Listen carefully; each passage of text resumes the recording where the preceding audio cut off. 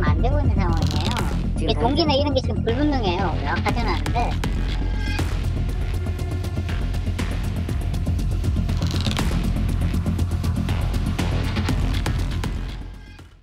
영상에서도 아찔한 상황이 몇 번이나 보입니다. 무슨 일이 있었던 거예요? 어제 오전 6시 경기도 안산시 도심에서 있었던 일인데요. 순찰차를 들이받고 도망치기 시작해서 30분 동안 13km의 추격전을 벌였던 50대 여성 운전자가 체포되는 장면을 방금 보셨습니다.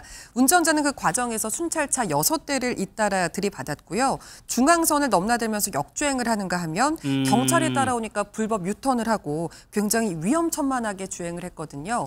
결국 난폭 운전 및 특수 공무집행 방해 혐의로 현장에서 체포됐습니다. 저런 식으로 막무가내로 운전하니까 경찰에서는 잡기 힘들었을 것 같아요. 예, 맞습니다. 이제 30분 동안 경찰차들이 추격전을 벌인 끝에 이제 잡힌 건데요. 그 잡힌 것도 그냥 단순히 잡힌 게 아니라요. 경찰차 8대가 이 차를 삥 둘러싸서 사방팔방으로 막아서 가까스레 잡았다고 하니까 얼마나 경찰분들이 힘드셨을지 상상이 안 갑니다. 지금 영상에서도 지금 경찰차가 여러 대 보이는데 몇 대가 동원된 거예요? 결국 총 동원된 순찰차가 12대나 됐다고 하는데요. 용의자가 처음에 순찰차를 받고 도망을 치면서 난폭 운전을 했잖아요. 다행히 그 과정에서 다친 사람은 나오지 않았지만 아무래도 경찰은 인적이든 물적이든 피해를 최소화하기 위해서는 순찰차를 많이 투입해서라도 빨리 이 상황을 좀 종료시켜야겠다. 이렇게 판단했을 것으로 추정이 됩니다. 그렇게 해서 총 투입됐던 것이 12대였고 변호사님 말씀대로 마침내 8대의 순찰차가 그 해당 차량을 둘러싸면서 체포할 수가 있었습니다. 그러니까 둘러싼 차량이 8대고 그 주변에도 차량이 더 있었다는 얘기예요. 근데 한 대를 잡기 위해서 이렇게 많은 차량, 경찰차가 투입된 거잖아요. 네, 그렇습니다. 저도 사실 이런 사례가 있었을까 처음 보는 장면인 것 같아서 개인적으로는 뭐 이번 사건이 거의 유일하지 않을까 싶기도 하고 또 검색을 해봤는데도 유사한 사례를 찾기가 힘들 정도의 규모가 동원이 됐었습니다. 아무래도 지금 이 사건 같은 경우에 난폭 운전의 수준이 무척이나 좀 심각했기 때문에 결국에는 이 정도 경찰차가 동원되지 않았을까.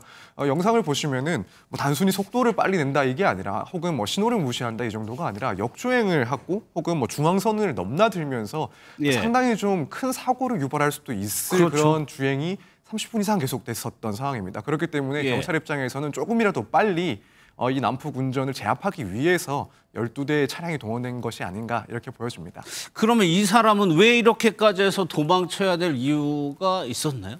보통 이렇게 추격전까지 벌이면서 이제 도망가는 사람들을 보면 자기가 뭐 현행범으로 수배가 되어 있는 사람이거나 아니면 보통 이제 음주운전 단속을 피하기 위해서 도망가는 경우들이 있고요. 요즘 또 약물을 하고 이제 운전을 하시는 분들이 자기를 이제 잡으러 오는 것 같으면 이렇게 달아나시는 분들이 있습니다. 근데 이 사람 같은 경우에는 지금 현행범으로 체포를 한 다음에 음주운전 검사를 해봤다라고 해요. 그런데 음주 관련해서는 어떤 혐의가 발견이 되지 않았다라고 해서 추후에 약물 검사도 진행 예정이라고 합니다. 그러니까 정상이라면은 도망갈 수 있을 거라고 생각은 하지 않았을 것 같은데 서발생 그 약물 운전 가능성도 일단은 그것도 경찰이 들여다보는 거죠. 네, 그렇습니다. 일단은 가장 큰 원인을 약물로 의심을 할 수밖에 없는 상황인 것 같습니다.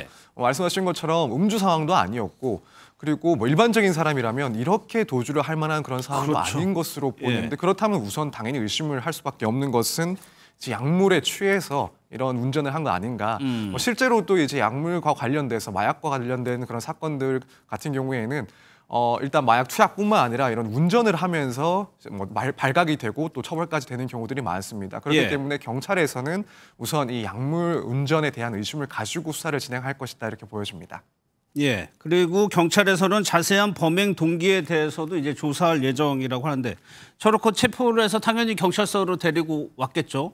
그런데 병원에 있다면서요? 그렇습니다. 6시 반쯤에 체포가 돼서 오후 1시에 좀 경찰서로 이동을 한 것으로 알려지는데 경찰서 이제 사무실 내에서 가족과 면담을 했다고 해요. 근데 그 이후에 갑자기 심리적으로 불안정한 상태를 보여서 경찰이 응급 입원 조치를 했다고 전해지고 있습니다. 의사와 경찰 동의하에 72시간 내에 정신의료기관에 강제로 입원시키는 제도라고 하는데요.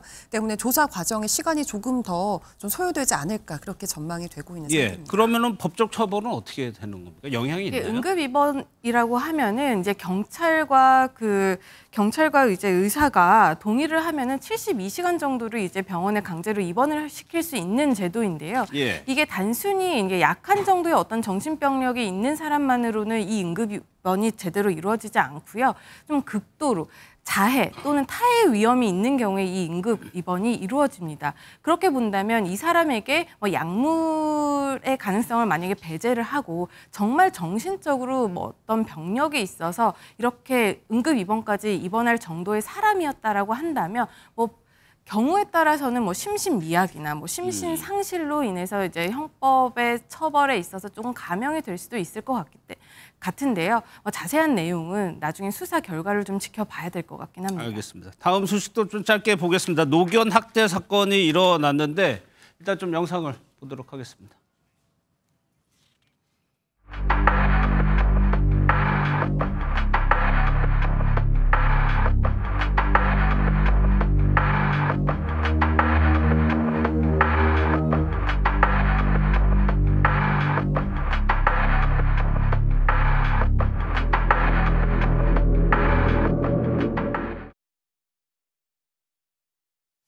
개들이 좀 심하게 다친 것 같아요. 무슨 일이 이루어진 거예요? 네, 지난 8일 경남 거제에서 있었던 일입니다. 식당 마당에 묶여있던 노견 4마리가 밤사이 크게 다치는 사고가 발생했는데요.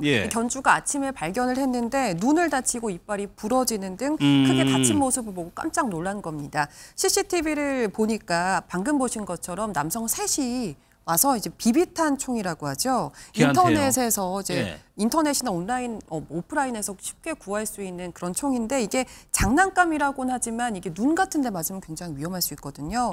이걸 누군가 들고 식당 마당에 무단 침입해서 묶여있는 개들을 공격한 것으로 추정이 되고 있습니다. 서 변호사님, 그러면 이 개가 숨지기까지 했다고 하는데 그럼 도대체 이 사람들은 누굽니까? 네, 이 범인들은 옆 펜션에 묵고 있었던 20대 남성 3명이었습니다. 그리고 조사를 진행해보니 그 3명 중에 2명이 현역 군인이라고 확인됐습니다. 현역 군인. 네, 그래서 이제 복무 중에 휴가를 왔다가 이런 범행을 저질렀다라는 것이 확인됐는데 지금 이들은 변명을 하고 있는 상황이긴 합니다. 해당 개가 자신들의 손을 물어서 화가 나서 그래서 이제 사격을 한 것이고 위협 사격만 했을 뿐 죽이려는 의도는 없었다라고 지금 변명을 하고 있는 상황이라서 그런 의도가 있었는지 동기는 무엇인지 조사가 진행돼야 되는 상황입니다. 알겠습니다.